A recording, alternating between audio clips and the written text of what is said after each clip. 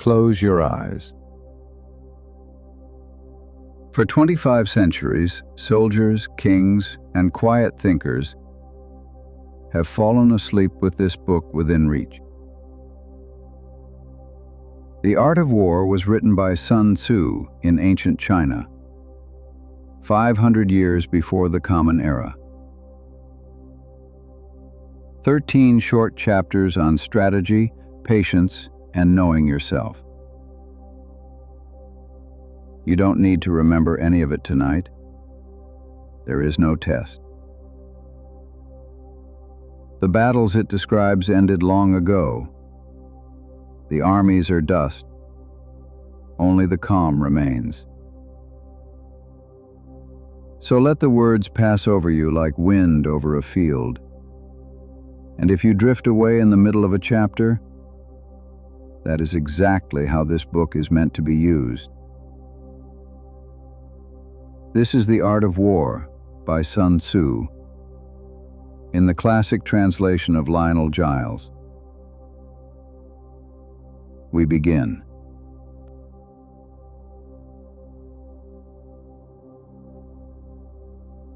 Chapter 1. Laying Plans. Sun Tzu begins where every campaign begins, before it starts, with calculation, self-knowledge, and the quiet weighing of chances. Sun Tzu said, "The art of war is of vital importance to the state. It is a matter of life and death, a road either to safety or to ruin. Hence, it is a subject of inquiry which can on no account be neglected. The art of war, then, is governed by 5 constant factors to be taken into account in one's deliberations when seeking to determine the conditions obtaining in the field. These are: 1. The moral law. 2. Heaven. 3. Earth. 4. The commander. 5. Method and discipline. The moral law causes the people to be in complete accord with their ruler, so that they will follow him regardless of their lives, undismayed by any danger. Heaven signifies night and day, cold and heat, times and seasons. Earth comprises distances, great and small, danger and security, open ground and narrow passes, the chances of life and death. The commander stands for the virtues of wisdom, sincerity, benevolence, courage, and strictness. By method and discipline are to be understood the marshalling of the army in its proper subdivisions, the graduations of rank among the officers, the maintenance of roads by which supplies may reach the army, and the control of military expenditure. These 5 heads should be familiar to every general. He who knows them will be victorious. He who knows them not will fail. Therefore, in your deliberations, when seeking to determine the military conditions, let them be made the basis of a comparison in this wise. Which of the 2 sovereigns is imbued with the moral law? Which of the 2 generals has most ability? With whom lie the advantages derived from heaven and earth? On which side is discipline most rigorously enforced? Which army is stronger? On which side are officers and men more highly trained? In which army is there the greater constancy both in reward and punishment? By means of these 7 considerations, I can forecast victory or defeat. The general that hearkens to my counsel and acts upon it will conquer. Let such a one be retained in command. The general that hearkens not to my counsel nor acts upon it will suffer defeat. Let such a one be dismissed. While heeding the profit of my counsel, avail yourself also of any helpful circumstances over and beyond the ordinary rules. According as circumstances are favorable, one should modify one's plans. All warfare is based on deception. Hence, when able to attack, we must seem unable. When using our forces, we must seem inactive. When we are near, we must make the enemy believe we are far away. When far away, we must make him believe we are near. Hold out baits to entice the enemy. Feign disorder and crush him. If he is secure at all points, be prepared for him. If he is in superior strength, evade him. If your opponent is of choleric temper, seek to irritate him. Pretend to be weak, that he may grow arrogant. If he is taking his ease, give him no rest. If his forces are united, separate them. Attack him where he is unprepared, appear where you are not expected. These military devices leading to victory must not be divulged beforehand.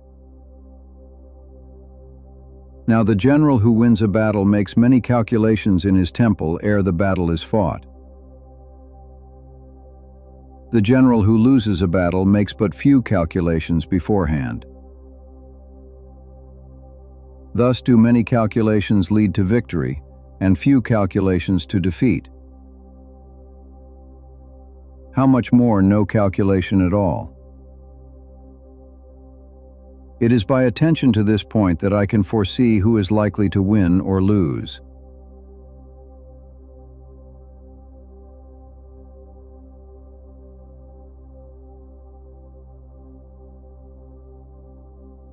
Chapter 2. Waging War. A warning about cost. How time, not the enemy, drains a kingdom, and why no nation has ever profited from a long war. Sun Tzu said, "In the operations of war, where there are in the field 1,000 swift chariots, as many heavy chariots, and 100,000 mail-clad soldiers, with provisions enough to carry them 1,000 li, the expenditure at home and at the front, including entertainment of guests, small items such as glue and paint, and some spent on chariots and armor, will reach the total of 1,000 ounces of silver per day. Such is the cost of raising an army of 100,000 men. When you engage in actual fighting, if victory is long in coming, then men's weapons will grow dull and their ardor will be damped. If you lay siege to a town, you will exhaust your strength. Again, if the campaign is protracted, the resources of the state will not be equal to the strain. Now, when your weapons are dulled, your ardor damped, your strength exhausted, and your treasure spent, other chieftains will spring up to take advantage of your extremity. Then no man, however wise, will be able to avert the consequences that must ensue. Thus, though we have heard of stupid haste in war, cleverness has never been seen associated with long delays. There is no instance of a country having benefited from prolonged warfare. It is only one who is thoroughly acquainted with the evils of war that can thoroughly understand the profitable way of carrying it on. The skillful soldier does not raise a second levy, neither are his supply wagons loaded more than twice. Bring war material with you from home, but forage on the enemy. Thus the army will have food enough for its needs. Poverty of the state exchequer causes an army to be maintained by contributions from a distance. Contributing to maintain an army at a distance causes the people to be impoverished. On the other hand, the proximity of an army causes prices to go up, and high prices cause the people's substance to be drained away. When their substance is drained away, the peasantry will be afflicted by heavy exactions. With this loss of substance and exhaustion of strength, the homes of the people will be stripped bare, and 3/10 of their income will be dissipated. While government expenses for broken chariots, worn-out horses, breastplates and helmets, bows and arrows, spears and shields, protective mantles, draft oxen and heavy wagons will amount to 4/10 of its total revenue. Hence, a wise general makes a point of foraging on the enemy. 1 cartload of the enemy's provisions is equivalent to 20 of one's own, and likewise a single pickle of his provender is equivalent to 20 from one's own store. Now, in order to kill the enemy, our men must be roused to anger. That there may be advantage from defeating the enemy, they must have their rewards. Therefore, in chariot fighting, when 10 or more chariots have been taken, those should be rewarded who took the first. Our own flag should be substituted for those of the enemy, and the chariots mingled and used in conjunction with ours. The captured soldiers should be kindly treated and kept.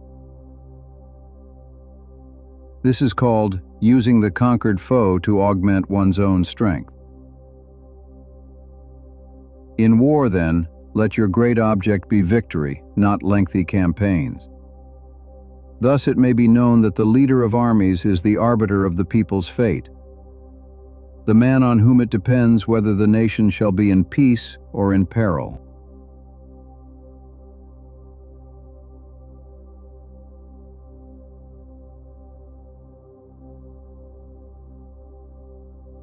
Chapter 3. Attack by Stratagem. The most famous idea in the book, the highest victory is the one won without fighting at all. Sun Tzu said, "In the practical art of war, the best thing of all is to take the enemy's country whole and intact. To shatter and destroy it is not so good." So too, it is better to capture an army entire than to destroy it. To capture a regiment, a detachment, or a company entire than to destroy them. Hence, to fight and conquer in all your battles is not supreme excellence. Supreme excellence consists in breaking the enemy's resistance without fighting. Thus, the highest form of generalship is to balk the enemy's plans. The next best is to prevent the junction of the enemy's forces. The next in order is to attack the enemy's army in the field. And the worst policy of all is to besiege walled cities. The rule is not to besiege walled cities if it can possibly be avoided. The preparation of mantlets, movable shelters, and various implements of war will take up 3 whole months, and the piling up of mounds over against the walls will take 3 months more. The general, unable to control his irritation, will launch his men to the assault like swarming ants, with the result that 1/3 of his men are slain, while the town still remains untaken. Such are the disastrous effects of a siege. Therefore, the skillful leader subdues the enemy's troops without any fighting. He captures their cities without laying siege to them. He overthrows their kingdom without lengthy operations in the field. With his forces intact, he will dispute the mastery of the empire, and thus, without losing a man, his triumph will be complete. This is the method of attacking by stratagem. It is the rule in war, if our forces are 10 to the enemy's 1, to surround him. If 5 to 1, to attack him. If twice as numerous, to divide our army into 2. If equally matched, we can offer battle. If slightly inferior in numbers, we can avoid the enemy. If quite unequal in every way, we can flee from him. Hence, though an obstinate fight may be made by a small force, in the end it must be captured by the larger force. Now the general is the bulwark of the state. If the bulwark is complete at all points, the state will be strong. If the bulwark is defective, the state will be weak. There are 3 ways in which a ruler can bring misfortune upon his army: by commanding the army to advance or to retreat, being ignorant of the fact that it cannot obey. This is called hobbling the army. By attempting to govern an army in the same way as he administers a kingdom, being ignorant of the conditions which obtain in an army. This causes restlessness in the soldiers' minds. By employing the officers of his army without discrimination, through ignorance of the military principle of adaptation to circumstances. This shakes the confidence of the soldiers. But when the army is restless and distrustful, trouble is sure to come from the other feudal princes. This is simply bringing anarchy into the army and flinging victory away. Thus we may know that there are 5 essentials for victory. He will win who knows when to fight and when not to fight. He will win who knows how to handle both superior and inferior forces. He will win whose army is animated by the same spirit throughout all its ranks. He will win who, prepared himself, waits to take the enemy unprepared. He will win who has military capacity and is not interfered with by the sovereign. Victory lies in the knowledge of these 5 points. Hence the saying, "If you know the enemy and know yourself, you need not fear the result of 100 battles." If you know yourself but not the enemy, for every victory gained you will also suffer a defeat. If you know neither the enemy nor yourself, you will succumb in every battle.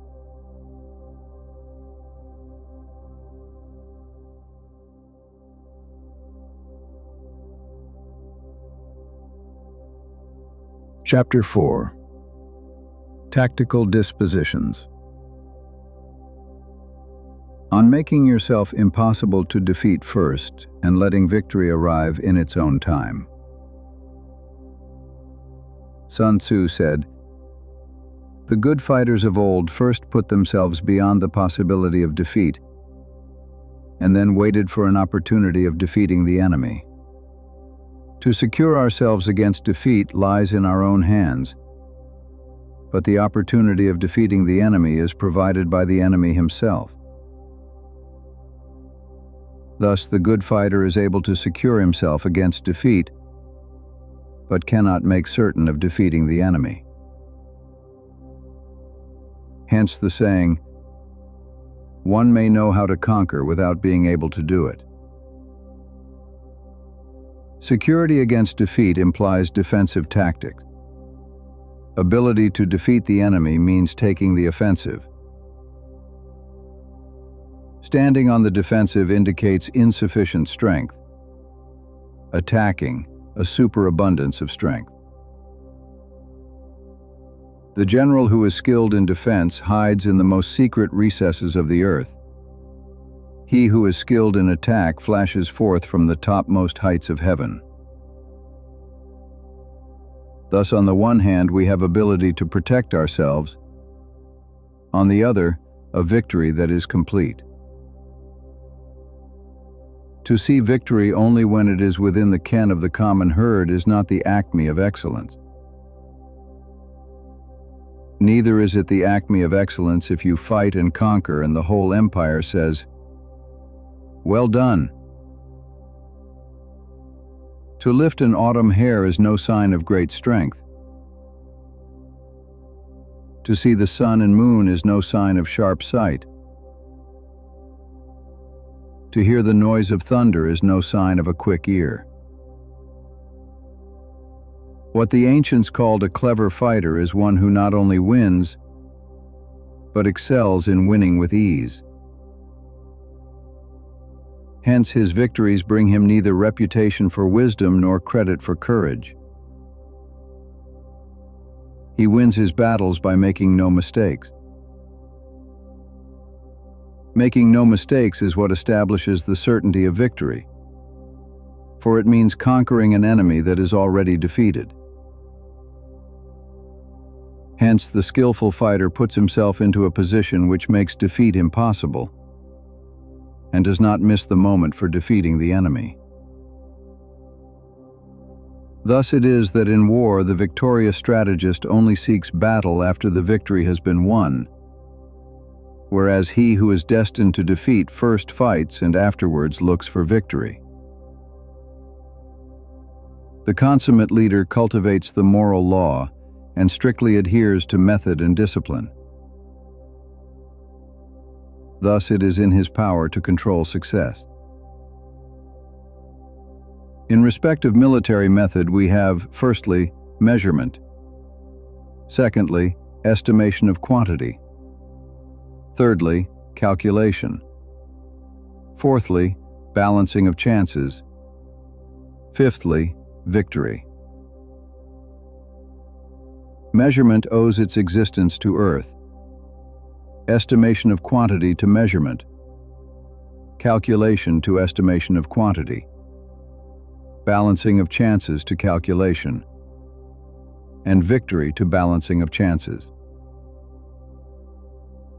A victorious army opposed to a routed one is as a pound's weight placed in the scale against a single grain.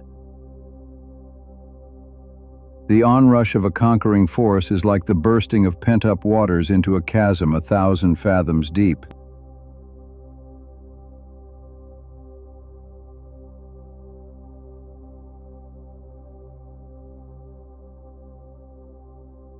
Chapter 5.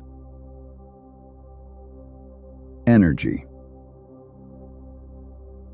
How momentum does the work that force cannot. The round stone waiting at the top of the hill. Sun Tzu said, "The control of a large force is the same principle as the control of a few men. It is merely a question of dividing up their numbers. Fighting with a large army under your command is nowise different from fighting with a small one. It is merely a question of instituting signs and signals. To ensure that your whole host may withstand the brunt of the enemy's attack and remain unshaken. This is effected by maneuvers direct and indirect. That the impact of your army may be like a grindstone dashed against an egg. This is effected by the science of weak points and strong. In all fighting, the direct method may be used for joining battle, but indirect methods will be needed in order to secure victory. Indirect tactics, efficiently applied, are inexhaustible as heaven and earth, unending as the flow of rivers and streams. Like the sun and moon, they end but to begin anew. Like the four seasons, they pass away to return once more. There are not more than 5 musical notes. Yet the combinations of these 5 give rise to more melodies than can ever be heard. There are not more than 5 primary colors. Yet in combination they produce more hues than can ever be seen. There are not more than 5 cardinal tastes. yet combinations of them yield more flavors than can ever be tasted. In battle, there are not more than two methods of attack: the direct and the indirect. Yet these two in combination give rise to an endless series of maneuvers. The direct and the indirect lead on to each other in turn. It is like moving in a circle. You never come to an end. Who can exhaust the possibilities of their combination? The onset of troops is like the rush of a torrent, which will even roll stones along in its course. The quality of decision is like the well-timed swoop of a falcon, which enables it to strike and destroy its victim. Therefore, the good fighter will be terrible in his onset and prompt in his decision. Energy may be likened to the bending of a crossbow, decision to the releasing of a trigger. Amid the turmoil and tumult of battle, there may be seeming disorder and yet no real disorder at all. Amid confusion and chaos, your array may be without head or tail, yet it will be proof against defeat. Simulated disorder postulates perfect discipline. Simulated fear postulates courage.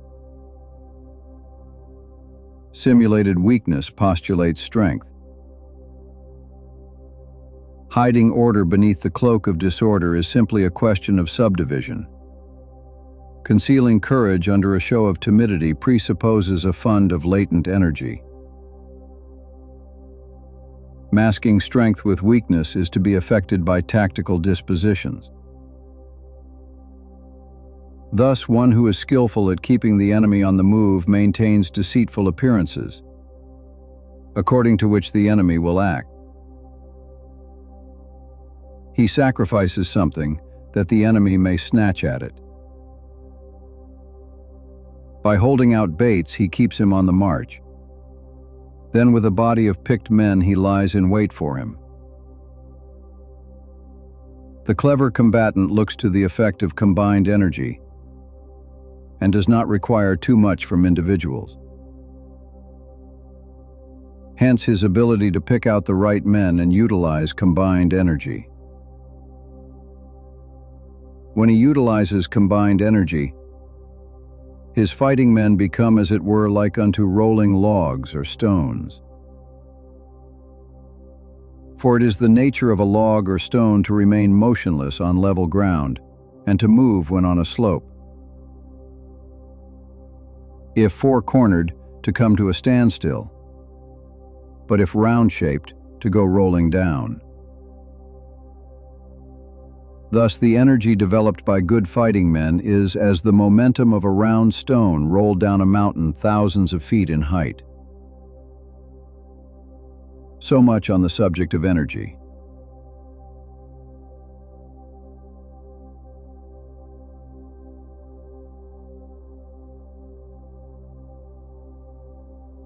Chapter 6. Weak points and strong.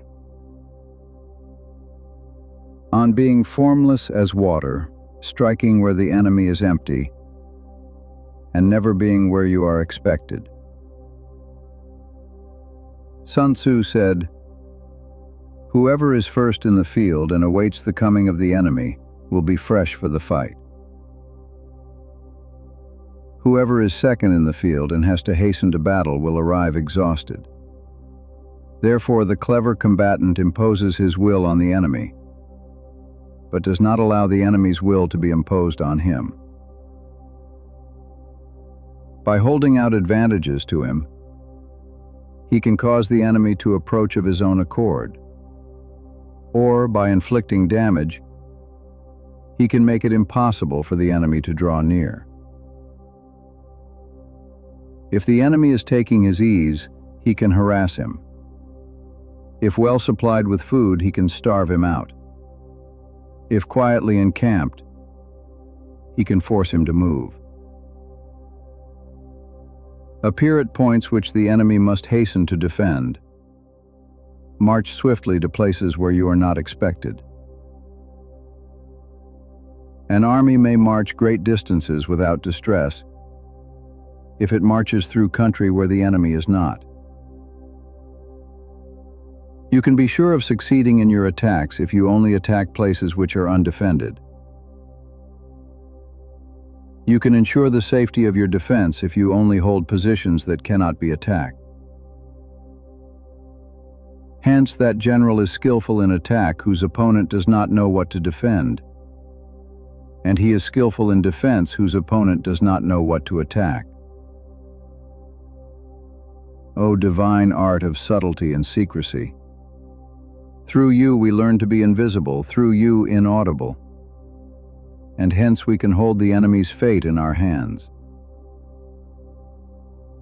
You may advance and be absolutely irresistible if you make for the enemy's weak points.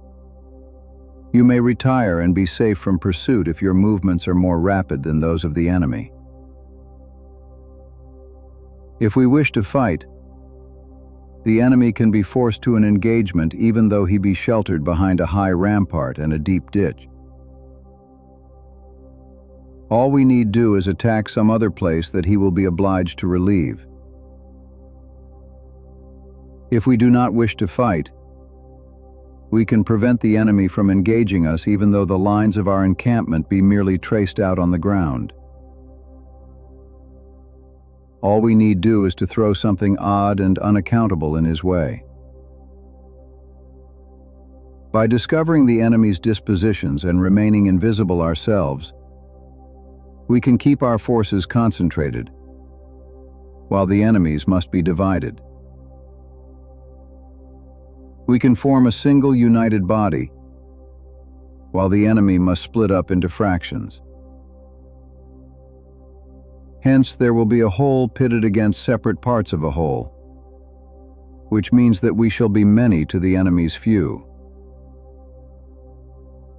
And if we are able thus to attack an inferior force with a superior one, our opponents will be in dire straits.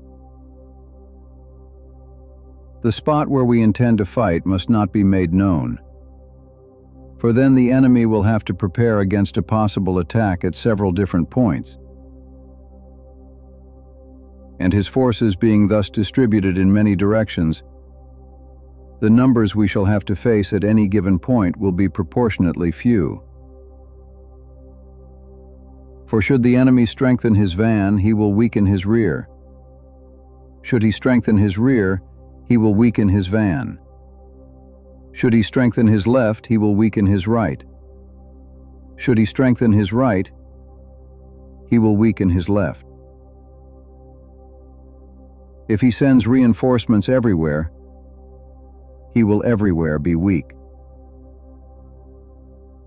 Numerical weakness comes from having to prepare against possible attacks. Numerical strength from compelling our adversary to make these preparations against us. Knowing the place and the time of the coming battle, we may concentrate from the greatest distances in order to fight. But if neither time nor place be known, then the left wing will be impotent to succor the right equally impotent to succor the left, the van unable to relieve the rear, or the rear to support the van.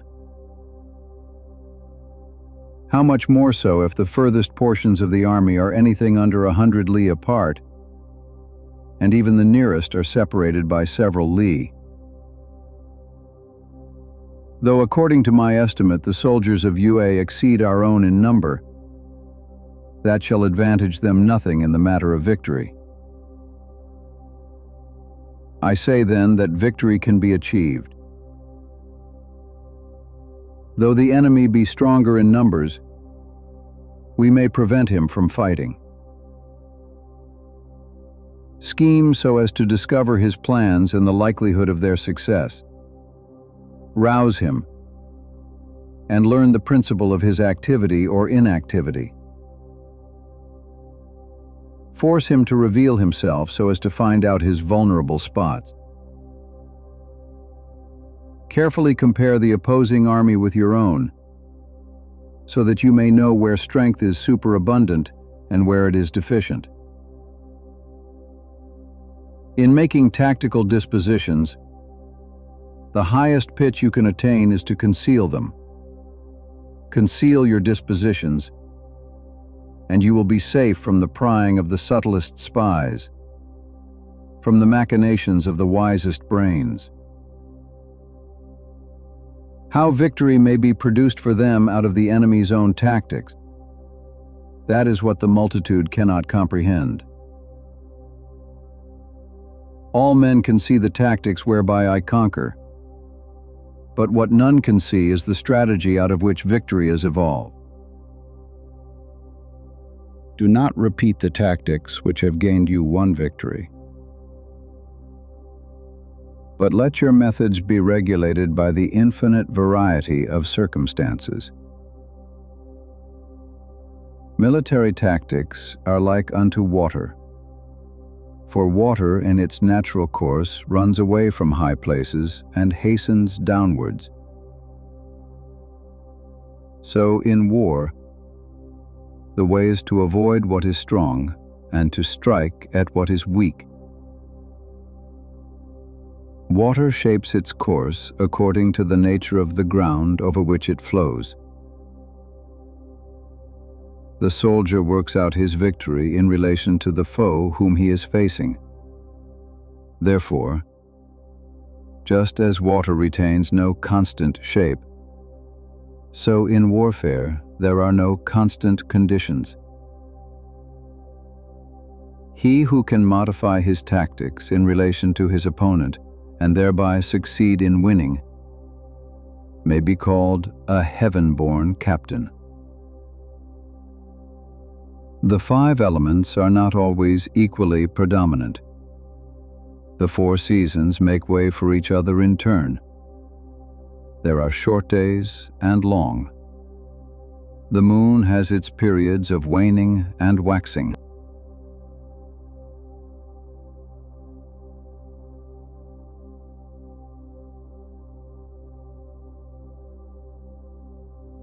Chapter 7. Manoeuvring. The slow art of arriving first. Patience held like a drawn bow, and movement that falls like a thunderbolt. Sun Tzu said, "In war, the general receives his commands from the sovereign.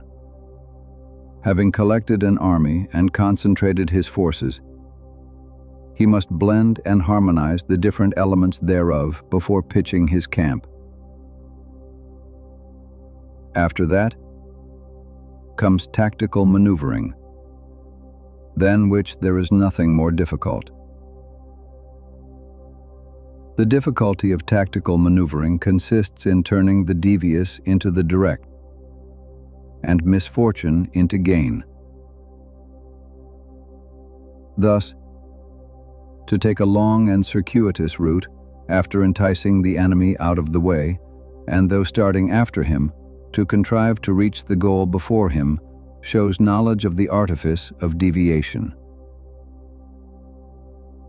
Maneuvering with an army is advantageous. With an undisciplined multitude, most dangerous. If you set a fully equipped army in march in order to snatch an advantage, the chances are that you will be too late. On the other hand, to detach a flying column for the purpose involves the sacrifice of its baggage and stores.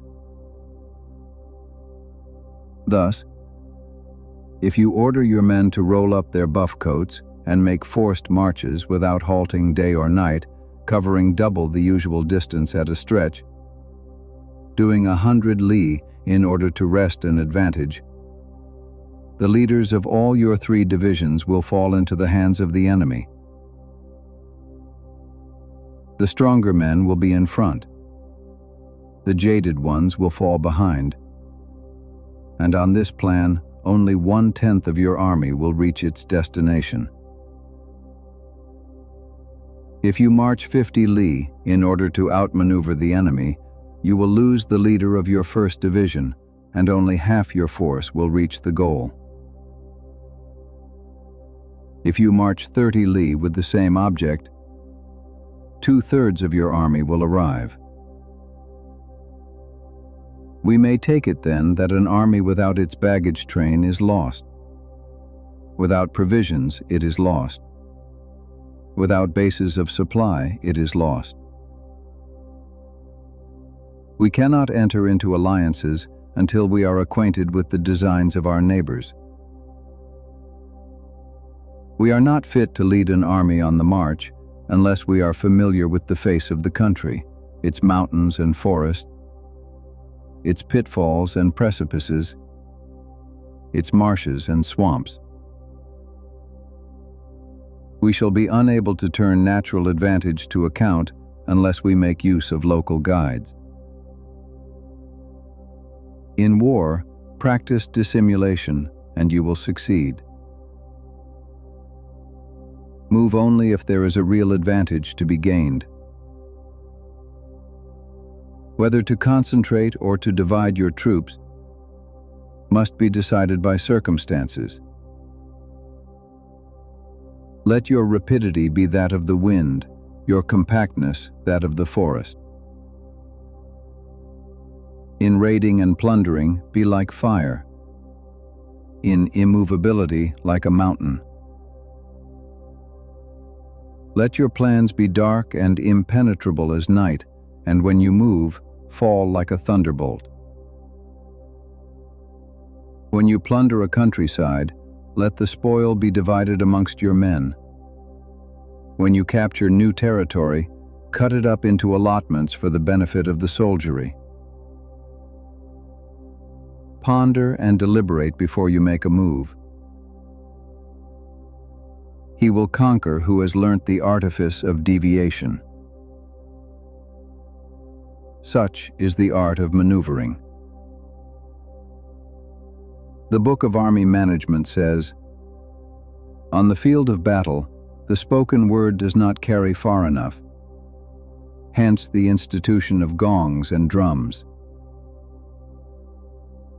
Nor can ordinary objects be seen clearly enough. Hence the institution of banners and flags.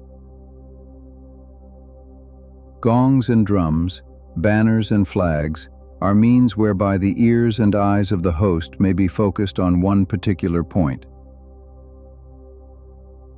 The host thus forming a single united body, is it impossible either for the brave to advance alone or for the cowardly to retreat alone. This is the art of handling large masses of men. In night fighting, then, make much use of signal fires and drums, and in fighting by day, of flags and banners, as a means of influencing the ears and eyes of your army. A whole army may be robbed of its spirit. A commander-in-chief may be robbed of his presence of mind. Now a soldier's spirit is keenest in the morning.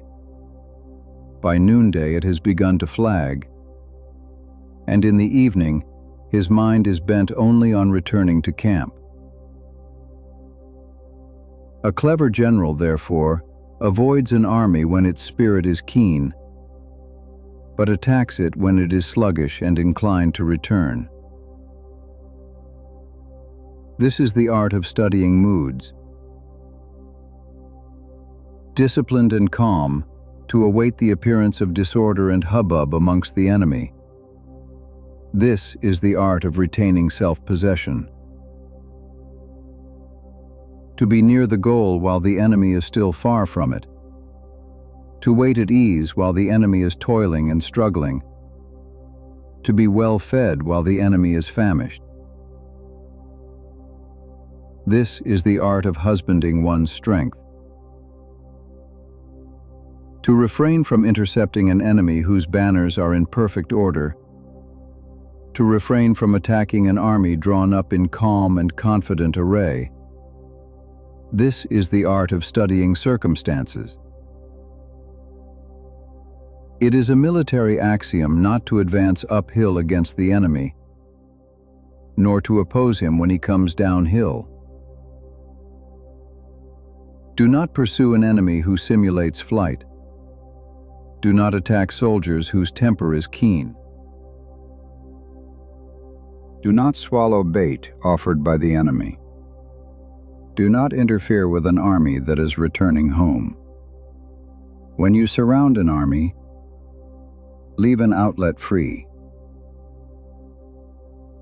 Do not press a desperate foe too hard.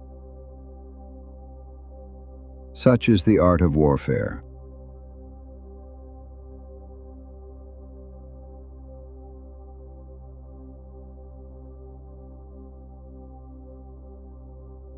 Chapter 8. Variation of Tactics. Why no rule survives every circumstance, and the 5 faults that quietly ruin a general. Sun Tzu said, "In war, the general receives his commands from the sovereign, collects his army, and concentrates his forces. When in difficult country, do not encamp. In country where high roads intersect, join hands with your allies. Do not linger in dangerously isolated positions. In hemmed-in situations, you must resort to stratagem. In a desperate position, you must fight. There are roads which must not be followed, armies which must not be attacked, towns which must not be besieged, positions which must not be contested, commands of the sovereign which must not be obeyed." The general who thoroughly understands the advantages that accompany variation of tactics knows how to handle his troops. The general who does not understand these may be well acquainted with the configuration of the country, yet he will not be able to turn his knowledge to practical account. So, the student of war who is unversed in the art of varying his plans, even though he be acquainted with the 5 advantages, will fail to make the best use of his men. Hence, in the wise leader's plans, considerations of advantage and of disadvantage will be blended together. If our expectation of advantage be tempered in this way, we may succeed in accomplishing the essential part of our schemes. If, on the other hand, in the midst of difficulties we are always ready to seize an advantage, we may extricate ourselves from misfortune. Reduce the hostile chiefs by inflicting damage on them, and make trouble for them, and keep them constantly engaged. Hold out specious allurements, and make them rush to any given point. The art of war teaches us to rely not on the likelihood of the enemy's not coming, but on our own readiness to receive him. Not on the chance of his not attacking, but rather on the fact that we have made our position unassailable. There are 5 dangerous faults which may affect a general. Recklessness, which leads to destruction. Cowardice, which leads to capture. A hasty temper, which can be provoked by insults. A delicacy of honor, which is sensitive to shame. Over-solicitude for his men, which exposes him to worry and trouble. These are the 5 besetting sins of a general, ruinous to the conduct of war. When an army is overthrown and its leader slain, the cause will surely be found among these 5 dangerous faults. Let them be a subject of meditation.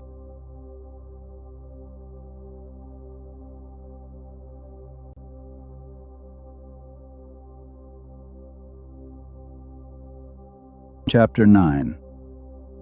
The Army on the March. How to read the land and the enemy by their smallest signs. Dust, birds, and the silence of cooking fires. Sun Tzu said, We come now to the question of encamping the army and observing signs of the enemy. Pass quickly over mountains and keep in the neighborhood of valleys. Camp in high places facing the sun. Do not climb heights in order to fight. So much for mountain warfare. After crossing a river, you should get far away from it. When an invading force crosses a river in its onward march, do not advance to meet it in midstream. It will be best to let half the army get across and then deliver your attack. If you are anxious to fight, you should not go to meet the invader near a river which he has to cross. Moor your craft higher up than the enemy and facing the sun. Do not move upstream to meet the enemy. So much for river warfare. In crossing salt marshes, your sole concern should be to get over them quickly, without any delay. If forced to fight in a salt marsh, you should have water and grass near you and get your back to a clump of trees. So much for operations in salt marshes. In dry, level country, take up an easily accessible position with rising ground to your right and on your rear, so that the danger may be in front and safety lie behind. So much for campaigning in flat country. These are the 4 useful branches of military knowledge which enabled the Yellow Emperor to vanquish 4 several sovereigns. All armies prefer high ground to low and sunny places to dark. If you are careful of your men and camp on hard ground, the army will be free from disease of every kind, and this will spell victory. When you come to a hill or a bank, occupy the sunny side, with the slope on your right rear. Thus you will at once act for the benefit of your soldiers and utilize the natural advantages of the ground. When, in consequence of heavy rains up country, a river which you wish to ford is swollen and flecked with foam, you must wait until it subsides. Country in which there are precipitous cliffs with torrents running between, deep natural hollows, confined places, tangled thickets, quagmires, and crevasses, should be left with all possible speed and not approached. While we keep away from such places, we should get the enemy to approach them. While we face them, we should let the enemy have them on his rear. If in the neighborhood of your camp there should be any hilly country, ponds surrounded by aquatic grass, hollow basins filled with reeds, or woods with thick undergrowth, they must be carefully routed out and searched. For these are places where men in ambush or insidious spies are likely to be lurking. When the enemy is close at hand and remains quiet, he is relying on the natural strength of his position. When he keeps aloof and tries to provoke a battle, he is anxious for the other side to advance. If his place of encampment is easy of access, he is tendering a bait. Movement amongst the trees of a forest shows that the enemy is advancing. The appearance of a number of screens in the midst of thick grass means that the enemy wants to make us suspicious. The rising of birds in their flight is the sign of an ambuscade. Startled beasts indicate that a sudden attack is coming. When there is dust rising in a high column, it is the sign of chariots advancing. When the dust is low but spread over a wide area, it betokens the approach of infantry. When it branches out in different directions, it shows that parties have been sent to collect firewood. A few clouds of dust moving to and fro signify that the army is encamping. Humble words and increased preparations are signs that the enemy is about to advance. Violent language and driving forward as if to the attack are signs that he will retreat. When the light chariots come out first and take up a position on the wings, it is a sign that the enemy is forming for battle. Peace proposals unaccompanied by a sworn covenant indicate a plot. When there is much running about and the soldiers fall into rank, it means that the critical moment has come. When some are seen advancing and some retreating, it is a lure. When the soldiers stand leaning on their spears, they are faint from want of food. If those who are sent to draw water begin by drinking themselves, the army is suffering from thirst. If the enemy sees an advantage to be gained and makes no effort to secure it, the soldiers are exhausted. If birds gather on any spot, it is unoccupied. Clamor by night betokens nervousness. If there is disturbance in the camp, the general's authority is weak. If the banners and flags are shifted about, sedition is afoot. If the officers are angry, it means that the men are weary. When an army feeds its horses with grain and kills its cattle for food, and when the men do not hang their cooking pots over the campfires, showing that they will not return to their tents, you may know that they are determined to fight to the death.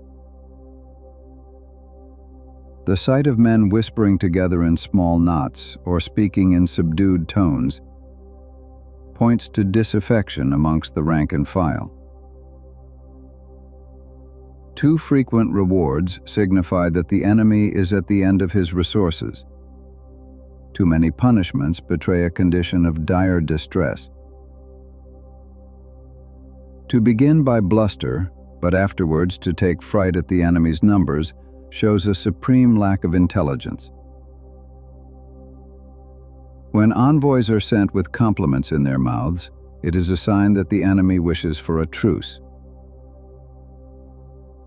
If the enemy's troops march up angrily and remain facing ours for a long time without either joining battle or taking themselves off again, the situation is one that demands great vigilance and circumspection. If our troops are no more in number than the enemy, that is amply sufficient. It only means that no direct attack can be made. What we can do is simply to concentrate all our available strength, keep a close watch on the enemy, and obtain reinforcements. He who exercises no forethought but makes light of his opponents is sure to be captured by them. If soldiers are punished before they have grown attached to you, they will not prove submissive, and unless submissive, then will be practically useless. If, when the soldiers have become attached to you, punishments are not enforced, they will still be useless. Therefore, soldiers must be treated in the first instance with humanity, but kept under control by means of iron discipline. This is a certain road to victory. If in training soldiers commands are habitually enforced, the army will be well disciplined. If not, its discipline will be bad. If a general shows confidence in his men but always insists on his orders being obeyed, the gain will be mutual.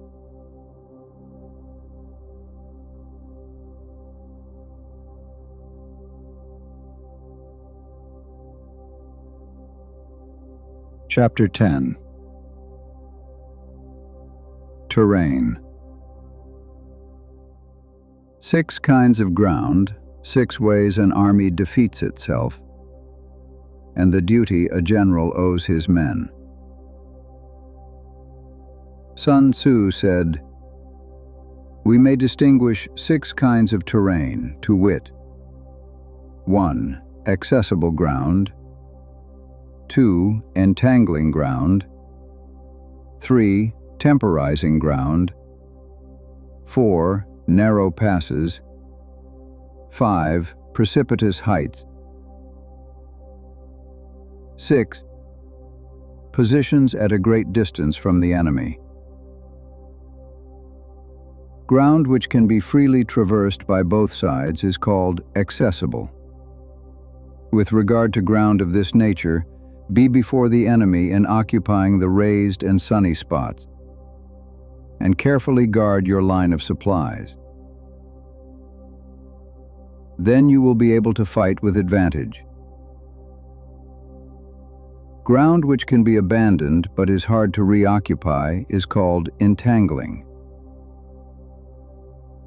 From a position of this sort, if the enemy is unprepared, you may sally forth and defeat him. But if the enemy is prepared for your coming and you fail to defeat him, then, return being impossible, disaster will ensue. When the position is such that neither side will gain by making the first move, it is called temporizing ground.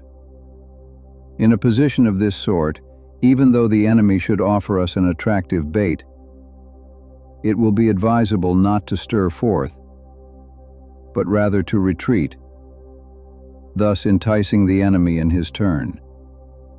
Then, when part of his army has come out, we may deliver our attack with advantage. With regard to narrow passes, if you can occupy them first, let them be strongly garrisoned and await the advent of the enemy. Should the army forestall you in occupying a pass, do not go after him if the pass is fully garrisoned, but only if it is weakly garrisoned. With regard to precipitous heights, if you are beforehand with your adversary, you should occupy the raised and sunny spots, and there wait for him to come up. If the enemy has occupied them before you, do not follow him, but retreat and try to entice him away. If you are situated at a great distance from the enemy, and the strength of the 2 armies is equal, it is not easy to provoke a battle, and fighting will be to your disadvantage. These 6 are the principles connected with earth. The general who has attained a responsible post must be careful to study them. Now, an army is exposed to 6 several calamities, not arising from natural causes, but from faults for which the general is responsible. These are: 1. Flight. 2. Insubordination. 3. Collapse. 4. Ruin. 5. Disorganization. 6. Rout. Other conditions being equal, if one force is hurled against another 10 times its size, the result will be the flight of the former. When the common soldiers are too strong and their officers too weak, the result is insubordination. When the officers are too strong and the common soldiers too weak, the result is collapse. When the higher officers are angry and insubordinate, and on meeting the enemy give battle on their own account from a feeling of resentment, before the commander-in-chief can tell whether or no he is in a position to fight, the result is ruin. When the general is weak and without authority, when his orders are not clear and distinct, when there are no fixed duties assigned to officers and men, and the ranks are formed in a slovenly, haphazard manner, the result is utter disorganization. When a general, unable to estimate the enemy's strength, allows an inferior force to engage a larger one, or hurls a weak detachment against a powerful one, and neglects to place picked soldiers in the front rank, the result must be a rout. These are 6 ways of courting defeat, which must be carefully noted by the general who has attained a responsible post. The natural formation of the country is the soldier's best ally, but a power of estimating the adversary, of controlling the forces of victory, and of shrewdly calculating difficulties, dangers, and distances constitutes the test of a great general. He who knows these things, and in fighting puts his knowledge into practice, will win his battles. He who knows them not, nor practices them, will surely be defeated. If fighting is sure to result in victory, then you must fight, even though the ruler forbid it. If fighting will not result in victory, then you must not fight even at the ruler's bidding. The general who advances without coveting fame and retreats without fearing disgrace, whose only thought is to protect his country and do good service for his sovereign, is the jewel of the kingdom. Regard your soldiers as your children, and they will follow you into the deepest valleys. Look upon them as your own beloved sons, and they will stand by you even unto death. If, however, you are indulgent, but unable to make your authority felt, kind-hearted, but unable to enforce your commands, and incapable, moreover, of quelling disorder, then your soldiers must be likened to spoilt children. They are useless for any practical purpose. If we know that our own men are in a condition to attack, but are unaware that the enemy is not open to attack, we have gone only halfway towards victory. If we know that the enemy is open to attack, but are unaware that our own men are not in a condition to attack, we have gone only halfway towards victory. If we know that the enemy is open to attack, and also know that our men are in a condition to attack, but are unaware that the nature of the ground makes fighting impracticable, we have still gone only halfway towards victory. Hence, the experienced soldier, once in motion, is never bewildered. Once he has broken camp, he is never at a loss. Hence the saying, "If you know the enemy and know yourself, your victory will not stand in doubt. If you know heaven and know earth, you may make your victory complete."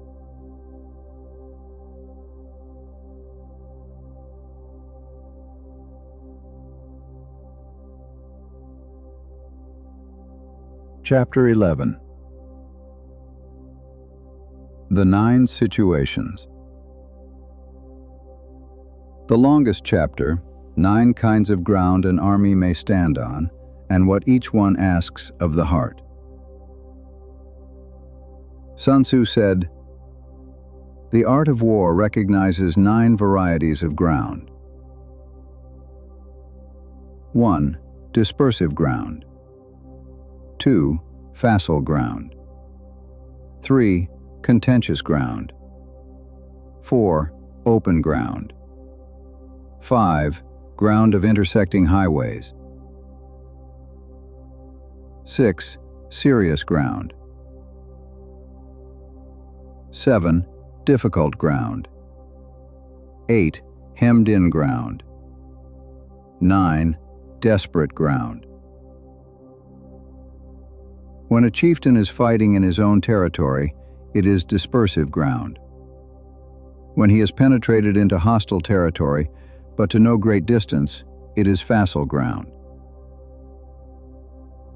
Ground the possession of which imports great advantage to either side is contentious ground.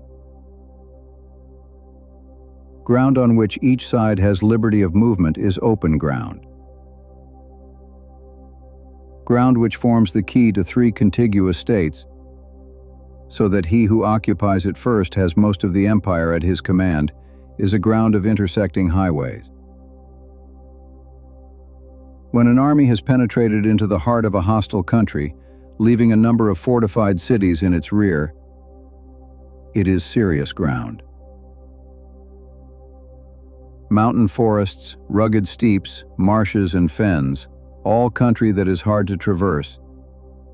This is difficult ground. Ground which is reached through narrow gorges, and from which we can only retire by tortuous paths, so that a small number of the enemy would suffice to crush a large body of our men. This is hemmed-in ground.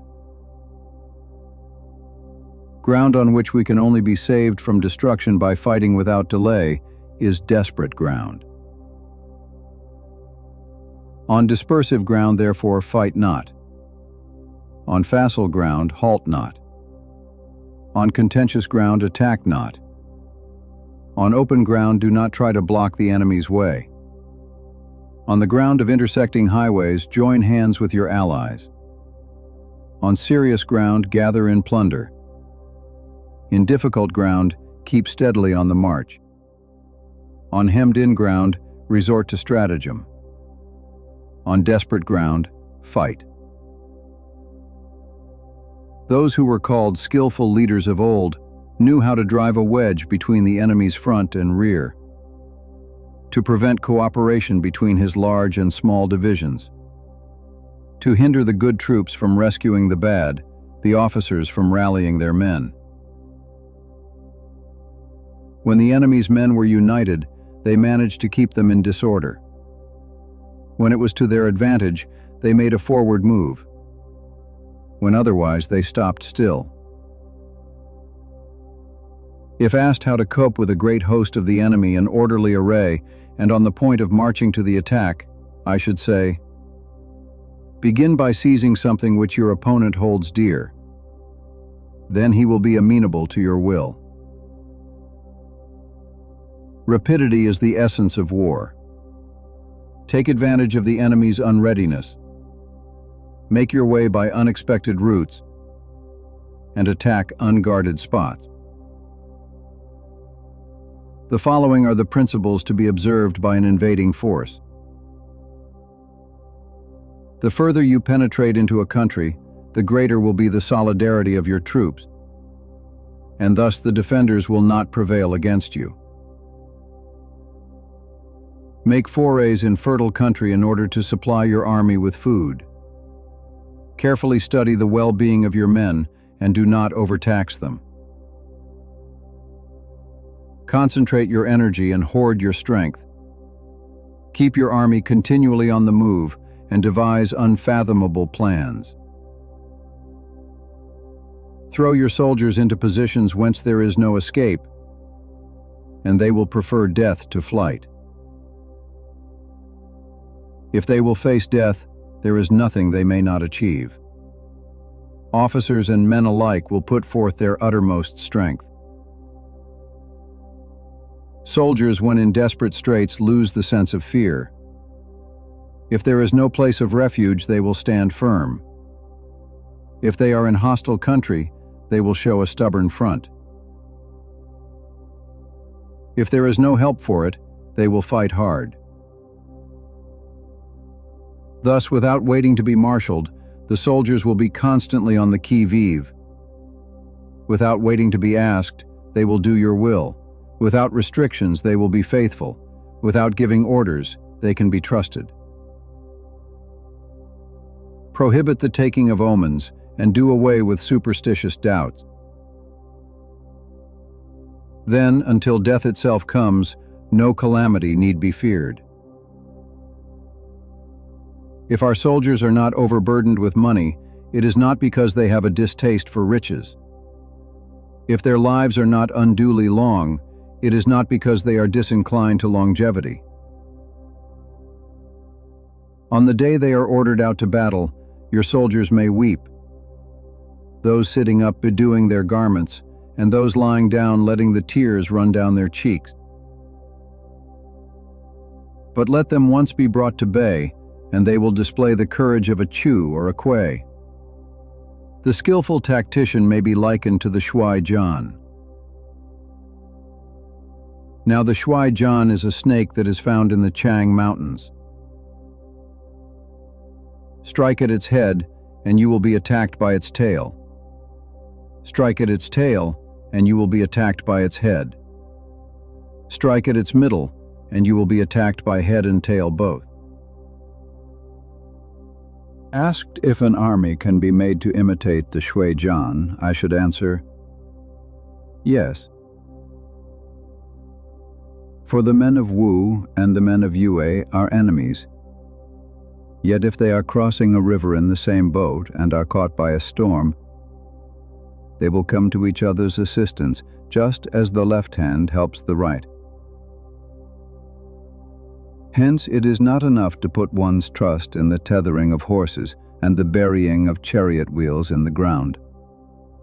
The principle on which to manage an army is to set up one standard of courage which all must reach. How to make the best of both strong and weak? That is a question involving the proper use of ground. Thus, the skillful general conducts his army just as though he were leading a single man, willy-nilly, by the hand. It is the business of a general to be quiet and thus ensure secrecy, upright and just, and thus maintain order. He must be able to mystify his officers and men by false reports and appearances, and thus keep them in total ignorance. By altering his arrangements and changing his plans, he keeps the enemy without definite knowledge. By shifting his camp and taking circuitous routes, he prevents the enemy from anticipating his purpose. At the critical moment, the leader of an army acts like one who has climbed up a height and then kicks away the ladder behind him. He carries his men deep into hostile territory before he shows his hand. He burns his boats and breaks his cooking pots. Like a shepherd driving a flock of sheep, he drives his men this way and that, and nothing knows whither he is going. To muster his host and bring it into danger. This may be termed the business of the general. The different measures suited to the 9 varieties of ground, the expediency of aggressive or defensive tactics, and the fundamental laws of human nature. These are things that must most certainly be studied. When invading hostile territory, the general principle is that penetrating deeply brings cohesion. Penetrating but a short way means dispersion. When you leave your own country behind and take your army across neighborhood territory, you find yourself on critical ground. When there are means of communication on all 4 sides, the ground is one of intersecting highways. When you penetrate deeply into a country, it is serious ground. When you penetrate but a little way, it is facile ground. When you have the enemy's strongholds on your rear and narrow passes in front, it is hemmed-in ground. When there is no place of refuge at all, it is desperate ground. Therefore, on dispersive ground, I would inspire my men with unity of purpose. On facile ground, I would see that there is close connection between all parts of my army. On contentious ground, I would hurry up my rear.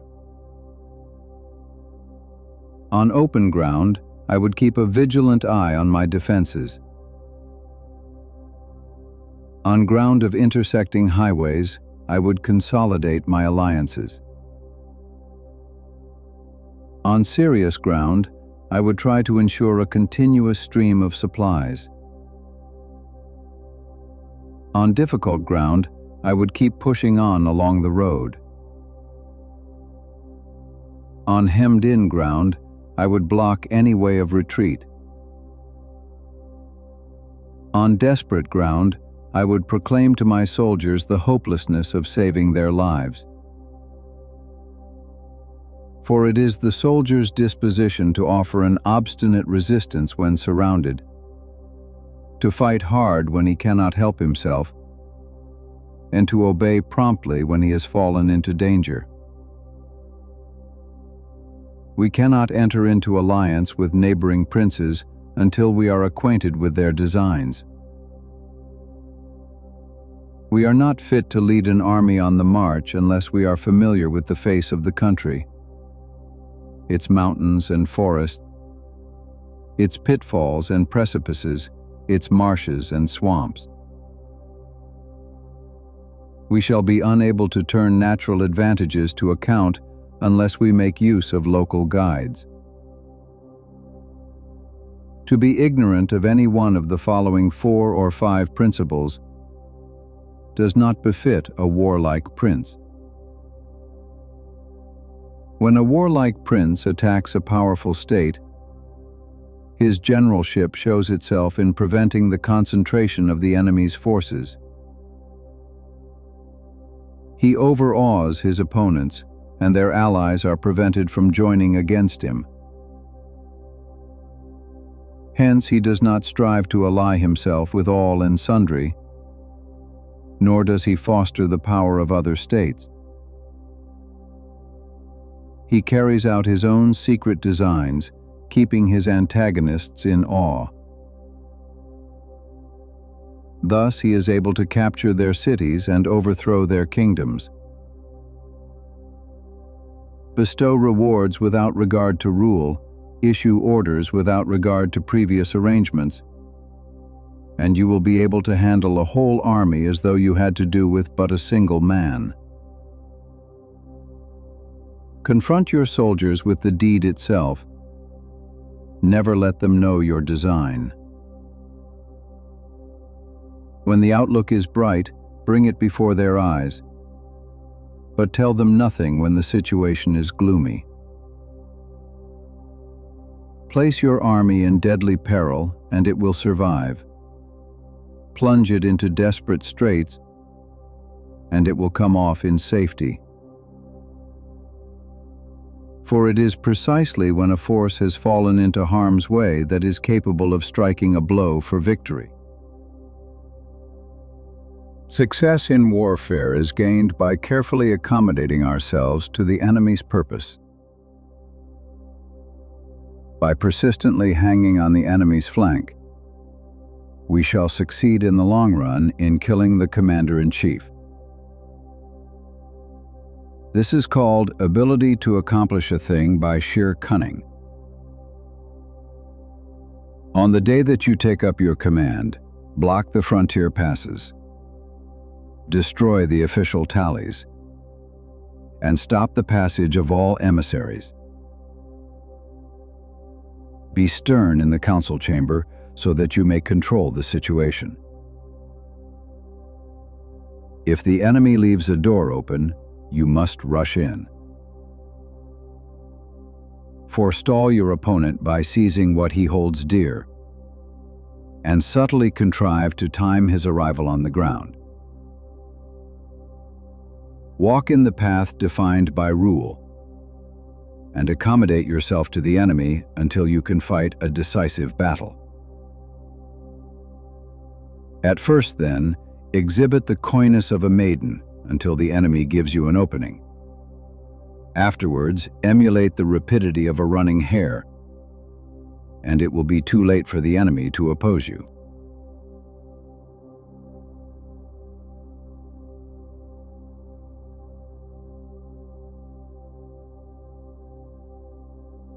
Chapter 12. The attack by fire. the most dangerous weapon of the ancient world, and the cool head it demands. For anger may pass, but a kingdom destroyed cannot return. Sun Tzu said, "There are 5 ways of attacking with fire. The first is to burn soldiers in their camp. The second is to burn stores. The third is to burn baggage trains. The fourth is to burn arsenals and magazines. The fifth is to hurl dropping fire amongst the enemy." In order to carry out an attack, we must have means available. The material for raising fire should always be kept in readiness. There is a proper season for making attacks with fire, and special days for starting a conflagration. The proper season is when the weather is very dry. The special days are those when the moon is in the constellations of the sieve, the wall, the wing, or the crossbar. For these 4 are all days of rising wind. In attacking with fire, one should be prepared to meet 5 possible developments. When fire breaks out inside the enemy's camp, respond at once with an attack from without. If there is an outbreak of fire, but the enemy's soldiers remain quiet, bide your time and do not attack. When the force of the flames has reached its height, follow it up with an attack if that is practicable. If not, stay where you are. If it is possible to make an assault with fire from without, do not wait for it to break out within, but deliver your attack at a favorable moment. When you start a fire, be to windward of it. Do not attack from the leeward. A wind that rises in the daytime lasts long, but a night breeze soon falls. In every army, the 5 developments connected with fire must be known, the movements of the stars calculated, and a watch kept for the proper days. Hence, those who use fire as an aid to the attack show intelligence. Those who use water as an aid to the attack gain an accession of strength. By means of water, an enemy may be intercepted, but not robbed of all his belongings. Unhappy is the fate of one who tries to win his battles and succeed in his attacks without cultivating the spirit of enterprise. For the result is waste of time and general stagnation. Hence the saying, "The enlightened ruler lays his plans well ahead. The good general cultivates his resources." Move not unless you see an advantage. Use not your troops unless there is something to be gained. Fight not unless the position is critical. No ruler should put troops into the field merely to gratify his own spleen. No general should fight a battle simply out of pique. If it is to your advantage, make a forward move. If not, stay where you are. Anger may in time change to gladness. Vexation may be succeeded by content. But a kingdom that has once been destroyed can never come again into being, nor can the dead ever be brought back to life. Hence the enlightened ruler is heedful, and the good general full of caution. This is the way to keep a country at peace and an army intact.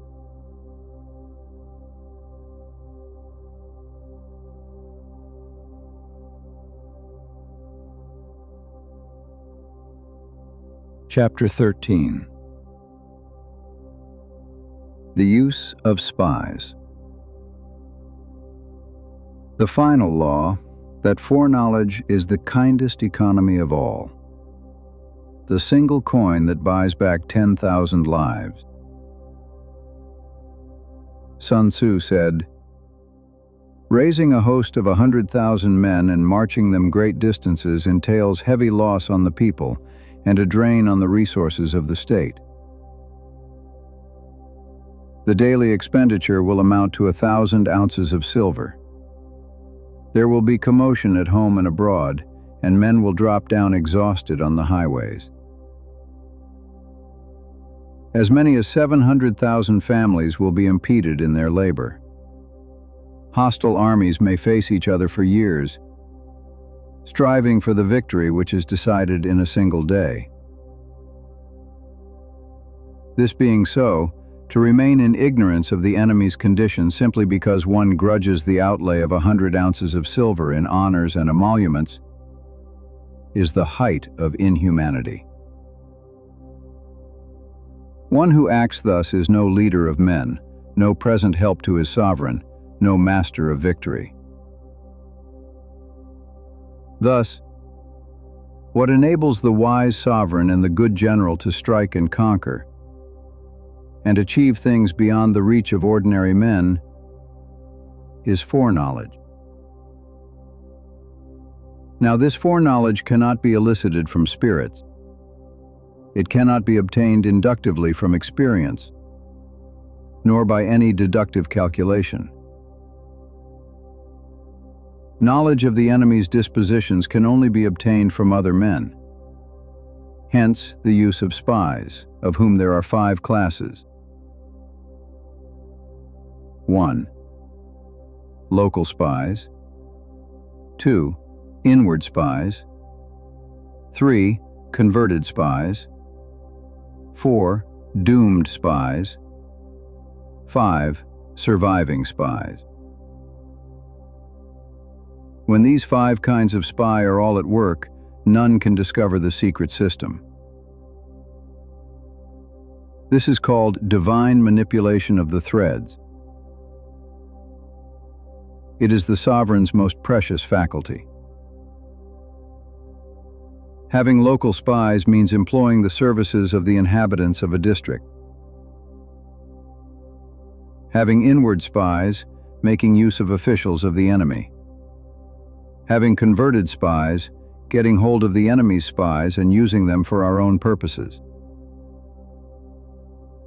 Having doomed spies, doing certain things openly for purposes of deception and allowing our spies to know of them and report them to the enemy. Surviving spies, finally, are those who bring back news from the enemy's camp. Hence it is that with none in the whole army are more intimate relations to be maintained than with spies. None should be more liberally rewarded. In no other business should greater secrecy be preserved. Spies cannot be usefully employed without a certain intuitive sagacity. They cannot be properly managed without benevolence and straightforwardness. Without subtle ingenuity of mind, one cannot make certain of the truth of their reports. Be subtle, and use your spies for every kind of business. If a secret piece of news is divulged by a spy before the time is ripe, he must be put to death together with the man to whom the secret was told. Whether the object be to crush an army, to storm a city, or to assassinate an individual, it is always necessary to begin by finding out the names of the attendants, the aides de camp, and doorkeepers and sentries of the general in command. Our spies must be commissioned to ascertain these. The enemy's spies who have come to spy on us must be sought out, tempted with bribes, led away and comfortably housed. Thus they will become converted spies and available for our service. It is through the information brought by the converted spy that we are able to acquire and employ local and inward spies. It is owing to his information, again, that we can cause the doomed spy to carry false tidings to the enemy. Lastly, It is by his information that the surviving spy can be used on appointed occasions. The end and aim of spying in all its 5 varieties is knowledge of the enemy. And this knowledge can only be derived in the first instance from the converted spy. Hence, it is essential that the converted spy be treated with the utmost liberality. Of old, the rise of the Yin dynasty was due to XIII, who had served under the Xia. Likewise, the rise of the Zhou dynasty was due to Liu Ya, who had served under the Yin. Hence, it is only the enlightened ruler and the wise general who will use the highest intelligence of the army for purposes of spying, and thereby they achieve great results. Spies are a most important element in war, because on them depends an army's ability to move.